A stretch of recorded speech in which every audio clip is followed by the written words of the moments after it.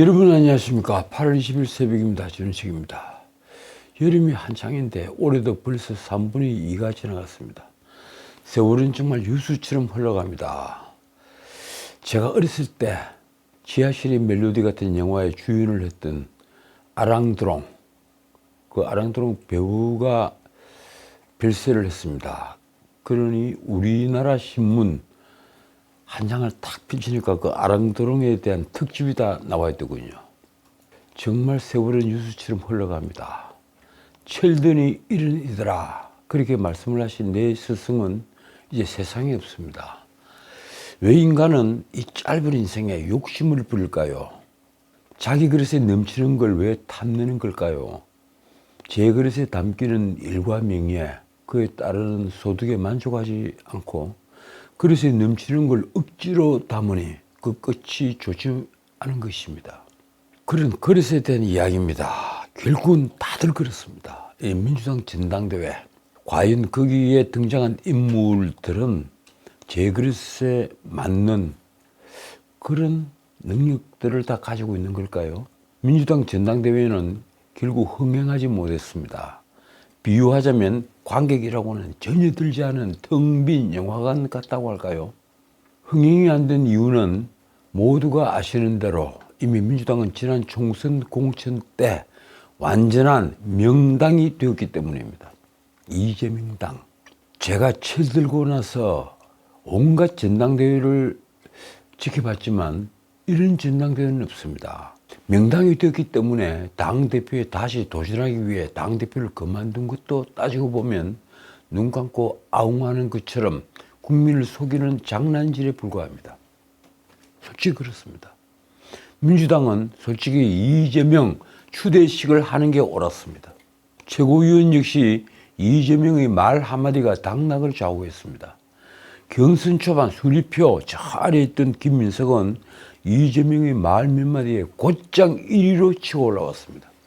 처음 1위를 하던 정봉주는 그때 2위로 밀렸다가 명팔이 운운한 것 때문에 결승 테이프 앞에서 고꾸라졌습니다. 6위로 떨어져 버렸습니다. 그러니 최고위원 역시 이재명이 지명하는 게 훨씬 더 좋았을 것입니다. 제 말이 틀렸습니까? 국회 앞에는 한 사람이 주문을 한 걸까요? 다른 화환에서는 보기 힘든 독특한 수채의 화환들이 쇄도를 했다는데 그 충문들이 정말 가관입니다. 오늘부터 구구사진의 최고 뜻은 이재명.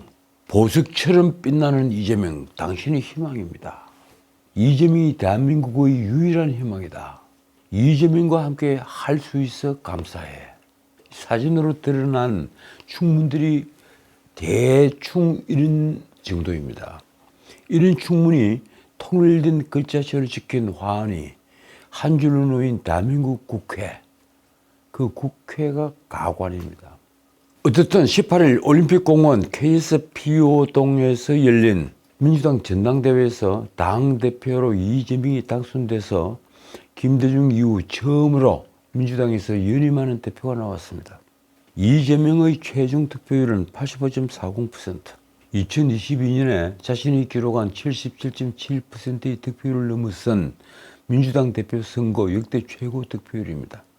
아마 이재명이 목표를 90% 이상으로 잡았으면 그렇게 득표를 하고도 남았을 겁니다. 마지막 서울 직전까지 그렇게 돼 있었을 말입니다. 덜러리를 썼던 김도관의 최종 득표율은 한 자리 숫자에서 한참 늘어나서 12.12%, 친문, 친노 등 이른바 비명이 20% 정도는 될 거다. 그래서 김도관의 득표도 목표가 20%될 것이다. 이런 예측이 많았는데 그런 예측도 소용이 없었습니다. 그나마 마지막 투표에서 10%를 넘어선 게 제가 보기엔 기적이었습니다. 최고위원 경선에서는 김민석, 전현희, 한준호, 김병주, 이현주가 선출됐습니다. 아까 말씀드린 바처럼 경선 기간 중에 이 명팔이 발언으로 파장을 일으켰던 정봉주 후보는 6위로 탈락했습니다. 경선 기간 막판에 그런 얘기를 했죠. 전현희는 김건희 살인자 발언으로 6위에서 당당 2위로 점프했습니다.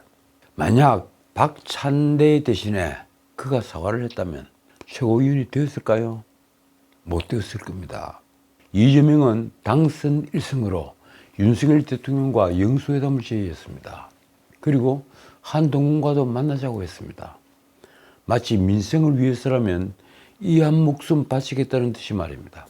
이재명이 당선되자 이튿날인 19일 국민의힘에서는 북한 조선노동당에는 다름없다, 1인 전체주의 정당이 탄생했다, 이런 비판이 쏟아졌습니다.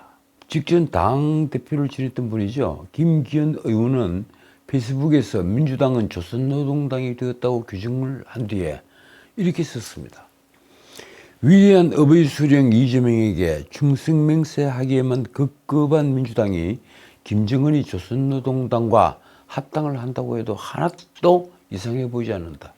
그럴 수밖에 없죠. 최고위원회 출마한 자들이 누구는 수석 변호인이 되겠다고 하고, 누구는 이재명 집권 플랜 본부장이 되겠다, 이런 얘기를 하고, 누구는 국군 통수권자를 만들겠다, 이런 아부들을 해대니 말입니다. 김기현 역시 이재명이라는 개인에게 맹목적인 충성심을 표시하지 않으면 개딸이 공격을 받아 최고위원직에서 떨어졌다며 이렇게 덧붙였습니다. 대통령 부부에게 마치 미친 듯 살인자라는 막말을 내뱉은 자는 개딸이 환호를 받으며 제1야당 최고위원이 됐다. 전현희를 두고 하는 말이죠. 저도 정말 깜짝 놀랐습니다. 이게 지금 우리 야당의 수준입니다. 안철수도 비판 대열에 가세했습니다. 안철수가 페이스북에 쓴 글이 이렇습니다. 이재명 2기 민주당은 대한민국 정당사에서 유례가 없는 개딸 홍위병을 통한 1인 전체주의 정당의 탄생을 의미한다. 그러면서 안철수는 이재명이 기본사회를 당의 강령에 넣은 걸 이렇게 꼬집었습니다. 전당대회를 앞두고 진행된 맞춤형 강령 개정은 이재명 사당화와 방탄 정당의 활용 점정이었다. 솔직히 활용 점정이라는 단어에 제가 빵 터졌습니다. 나는 이재명이 대선 직후에 벌어졌던 보궐선거에서 자신이 거주지인데다가 이 성남시장과 경기도지사를 지낸 정치적 근거지인 분당갑을 버리고 송영길이 자리였던 인천 계양을로 간 것은 다분히 안철수의 출마를 의식해서였을 거라고 생각합니다. 그렇지 않겠습니까? 분당갑과 인천 계양을 모두 보궐선거에서 자리가 비어 있었을 말입니다. 이재명은 보수 지역인 분당갑에서 안철수와 싸우기에는 아무래도 불안했을 것입니다. 계양을이 만만했겠죠. 어떻든 앞으로 이재명과 직접 상대해야 하는 국민의힘 지도부는 보다 절제된 반응을 내놨습니다. 한동훈은 이재명 신임 당대표의 당선을 축하드린다며 이렇게 말했습니다. 대표회담 제의도 대단히 환영한다. 회담을 통해 여야가 지금 미뤄지고 있는 민생 과제에 대해 실질적인 많은 결과를 낼 수 있으면 좋겠다. 추경호 원내대표는 민주당 전당대회를 친명 마케팅 기획위원장이었다라고 평가를 하면서 이렇게 말했습니다. 여야 지도부 구성이 마무리된 만큼 협치의 리더십을 보여주기를 기대한다. 재미있는 것은 유승민 전 의원의 비판입니다. 유승민은 SNS에서 민주당이 이재명 1인 독재를 완성했다며 이렇게 썼습니다. 이재명의 민주당은 기본사회를 강령에 못 박았다. 기본사회 유토피아를 실현한다면서 무슨 돈으로 할지는 한마디도 없다. 그러니까 이 유승민 전 의원은 기본사회 정책을 비판하는 게 아닙니다. 그게 아니라 그 재원의 근거를 이재명이 되지 못하는 걸 비판한 것입니다. 하긴 엄청난 예산이 소요되는 기본사회 정책은 포퓰리즘 정책으로 무엇보다 실현 가능성이 없는 공연불일 가능성이 아주 높습니다. 엄청난 돈이 들어가는 말입니다. 유승민은 문제는 국민의힘이라며 이재명의 기본사회에 맞서 우리 당은 무엇으로 국민을 설득할 것인가 라고 묻습니다. 유승민이 그 뒤에 덧붙인 말이 이렇습니다.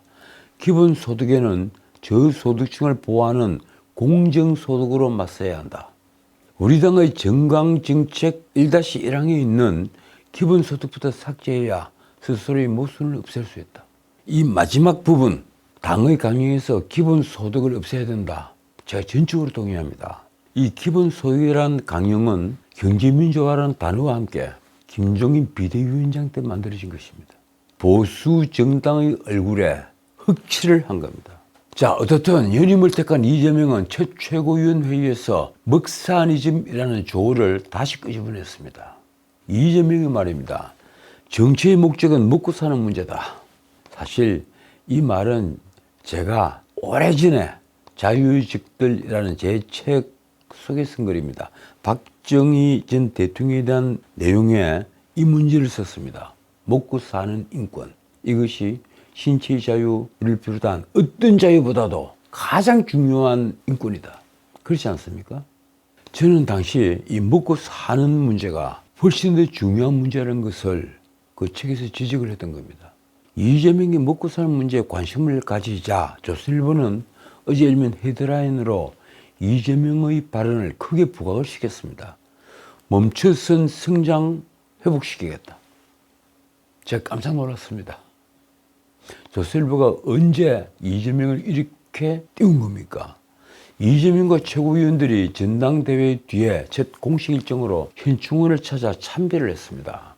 이어진 최고위원 회의에서도 이재명은 당대표 연임에 나선 출마 기자회견 때부터 자신의 기초로 내세우는 이른바 먹사니즘을 재차 강조했습니다. 그 말이 아까 말씀드린 대로 제가 오래전부터 해오던 말과 같아서 저는 정말 놀랐습니다. 언제 이재명이 이렇게 보수화되었나? 중도로 외연을 넓히기 위한 목적이겠죠. 하지만 막상 이재명 입에서 먹사니즘 같은 조를 들으니 참 헛웃음이 나옵니다. 이재명이 말입니다. 정치의 목적은 뭐니 해도 먹고 사는 문제다. 이재명은 인공지능, AI 시대를 대비하는 기본 사회 비전, 에너지 대전환을 위한 에너지 고속도로 정책 등을 차근차근 현실로 만들겠다고 밝혔습니다.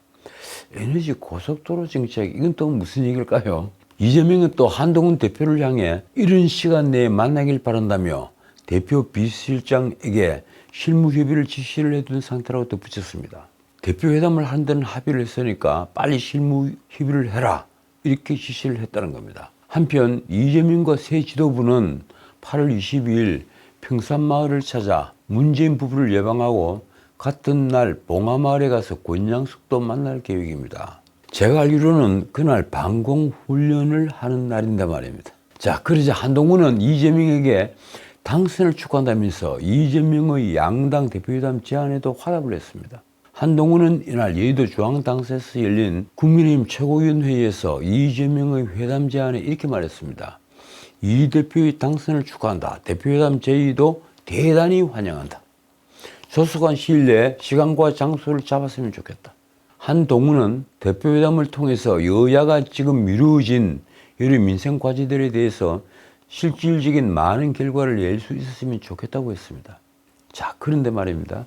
한동훈은 여러 민생 과제라고 얘기를 하는데 이재명도 그럴까요? 이재명이 한동훈과의 회담에서 기대하는 것은 국민의힘 발 최상병 특검법이 아닐까요? 한동훈이 국민의힘에서도 최상병 특검법을 내놓겠다고 했으니 말입니다. 자, 그러자 추경호도 그들었습니다. 이 전당대회 내내 이 대표는 먹고 사는 문제가 가장 중요하다고 외친 만큼 민생을 위한 진정성 있는 협치의 발걸음을 기대한다. 참 말씀들 복잡하게 합니다. 협치의 발걸음을 기대한다. 그냥 협치를 기대한다고 하면 어디 된다는 겁니까? 그러면서 추경호는 이 국민의힘은 민생을 위한 협치에 언제든 함께할 준비가 되어 있다는 것을 새삼 강조했습니다. 결국 한동훈과 이재명은 오늘 25일 오후 3시에 국회에서 회담을 하기로 합의를 했습니다. 과연 어제는 무엇일까요? 이재명의 회동 제안 하루 만에 한동훈이 화답을 하면서 여야 당대표 회담이 어쨌든 성사가 된 것입니다. 구체적인 의제와 배석자는 실무진 간에 협의를 할 예정이라고 합니다. 그런데 이해식 민주당 당대표 비서실장의 말이 한동훈 대표의 비위를 끓고 있습니다. 이해식은 재선 의원이죠. 제가 알기로는 그렇습니다. 이해식이 말입니다. 한 대표가 용산 대통령실과 상대적으로 독립된 수평적인 당정 관계를 끌고 가고 있느냐에 대해 상당한 의구심이 있지만 민생의 어려움과 교착된 전국 타개를 위해 이 대표가 용난을 내렸다. 참 기가 막힙니다. 쉽게 말하면 이 대표가 한동훈 대표의 입장을 생각해서 내가 당신을 만나주겠다, 이런 식으로 용단을 내렸다는 겁니다. 사실 중도로 외연 확장이 절실한 이재명으로서는 지금 한동훈과 민생을 논의를 하고 윤석열 대통령과는 이른바 영수회담을 통해 야당 지도자의 모습을 보이는 것이 본인에게 덮쳐오는 사법의 굴레에서 그나마 벗어날 가장 쉬운 길일 수 있습니다. 그것 때문에 회담을 자꾸 하자고 하는 겁니다. 결국 대통령은 물론 한동훈 대표와도 대화가 절실했던 이재명은 전당대회 현장에서 대표직 수락 인사를 통해 이미 한동훈에게는 여야 대표회담을, 또 윤석열 대통령에게는 영수회담을 제의했던 것입니다. 다시 말하지만 이재명은 왜 여당과의 협상에 집착하는 걸까요? 영수회담은 물론 한동훈과의 회담도 자신의 사법 리스크를 줄이는 핵심 동력이 될 수 있기 때문입니다. 어쨌든 이재명은 이튿날 취임 후에 국회에서 처음 주재한 최고위원 회의에서도 여야 회담을 다시 한번 제안을 했습니다. 대표 비서실장에게 실무 협의를 지시해 놓은 상태다. 이런 시간에 만나서 민생 문제와 전국 현안에 대해 허심탄회하게 논의하기를 기대한다. 그런데 윤 대통령이 과연 영수회담이라는 회담에 흔쾌히 응할까요? 이재명은 지난번 영수회담에서 퇴장하는 기자들을 불러세운 뒤에 윤석열 대통령 바로 옆에서 윤 대통령을 공격했습니다.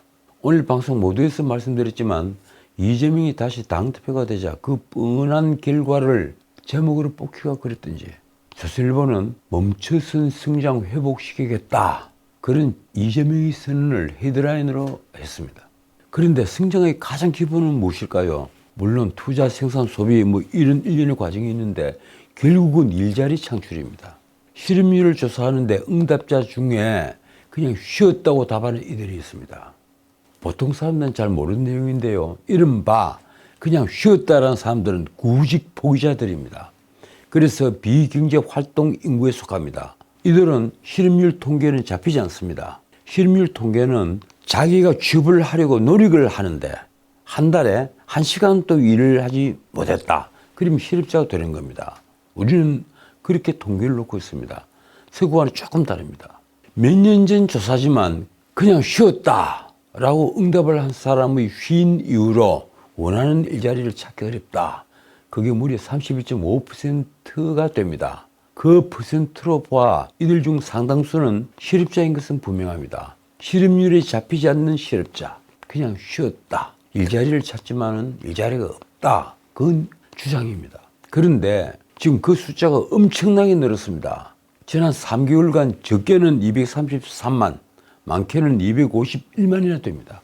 노동 가능 연령인 15세부터 29세까지, 그러니까 사실은 20대 15살부터 20살까지는 주로 학교에다 다니죠.